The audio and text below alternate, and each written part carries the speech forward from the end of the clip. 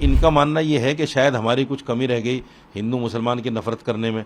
कभी मदरसों को छेड़ देते हैं, कभी दरगाहों को छेड़ देते हैं, कभी किसी और चीज़ को छेड़ देते हैं, मतलब कुछ ना कुछ ये करते रहते हैं। तो इनकी सोच ये है कि शायद हिंदू वापस आएगा। हर एक्ट में संशोधन हुआ है, ये कोई नई बात नहीं है कि वक्फ एक्ट में ही संशोधन हो रहा है। नहीं, मेरी गवर्नमेंट से यही अपील है कि इसमें बेसिकली किसी अमेंडमेंट की ज़रूरत नहीं है, और अगर किसी अमेंडमेंट की ज़रूरत गवर्नमेंट को महसूस हो रही है तो कम से कम जो स्टेक होल्डर्स हैं उनकी राय ज़रूर इनकॉर्पोरेट की जाए, उनकी राय ली जाए। इनका मानना यह है कि शायद हमारी कुछ कमी रह गई हिंदू मुसलमान की नफरत करने में, लाओ और ज़्यादा करके देखते हैं। जैसे कभी मदरसों को छेड़ देते हैं, कभी दरगाहों को छेड़ देते हैं, कभी किसी और चीज़ को छेड़ देते हैं, मतलब कुछ ना कुछ ये करते रहते हैं। तो इनकी सोच ये है कि शायद हिंदू वापस आएगा। हिंदू वापस आने वाला नहीं है। हिंदू इनकी राजनीति को समझ गया। जिस तरह से राम मंदिर को लेकर इन्होंने ड्रामा किया है और उसका राजनीतिकरण किया है, उस धार्मिक स्थान का जिस तरह इन्होंने राजनीतिकरण किया है और जिस तरह से उनको भुनाने का काम किया है, वो हिंदू भाई समझ गया है कि इनकी आस्था नहीं है, ये सिर्फ कुर्सी बचाने के लिए सब कुछ कर रहे हैं। इसलिए हिंदू अब इनके जाल में फंसने वाला नहीं है। एक पॉइंट और है इसमें, जो सेकुलर पार्टियां इनके साथ लगी हुई हैं, चाहे वो जेडीयू हो या तेलुगु देशम पार्टी हो या बीजू जनता दल हो, क्या उन लोगों को नहीं सोचना चाहिए? तो मुसलमानों के वोट से आते हो और ये आए दिन मुसलमानों पे हमला कर रहे हैं, तुम्हें शर्म आनी चाहिए, इनसे समर्थन वापस ले लेना चाहिए।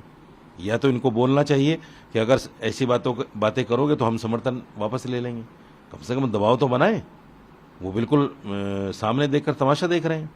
इसलिए मुसलमानों को ये भी सोचना पड़ेगा, उन सेक्युलर पार्टियों के लिए भी। देखिए, पहली बात तो ये है कि मैं ये समझता हूँ कि जो वक्फ के अंदर जो अमेंडमेंट हो रहा है, कल कैबिनेट की बैठक हुई है और अब कल संसद में इस पर प्रस्ताव आना है। अमेंडमेंट एक प्रक्रिया है जो समय समय पर होती रहती है।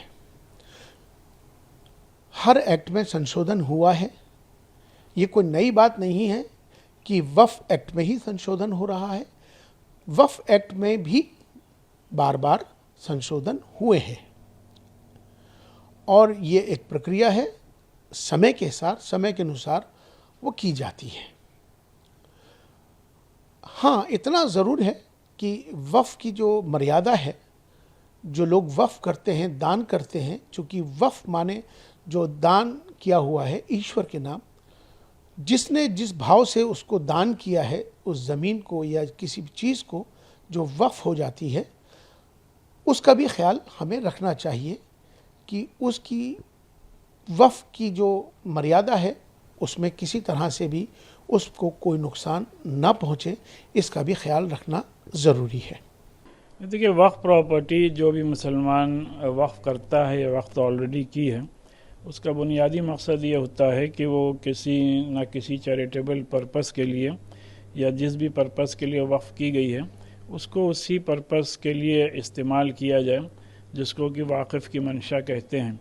तो लिहाजा पूरे मुल्क में लाखों प्रॉपर्टीज़ हमारे बुज़ुर्गों ने इस मकसद के लिए वक्फ की है, जिसमें कि ज़्यादा जो प्रॉपर्टीज़ हैं, अराउंड आप कह सकते हैं मोर देन 60 to 70% प्रॉपर्टीज़ मसाजिद यानी मस्जिदें और कब्रिस्तानों और दरगाहों की शक्ल में हैं।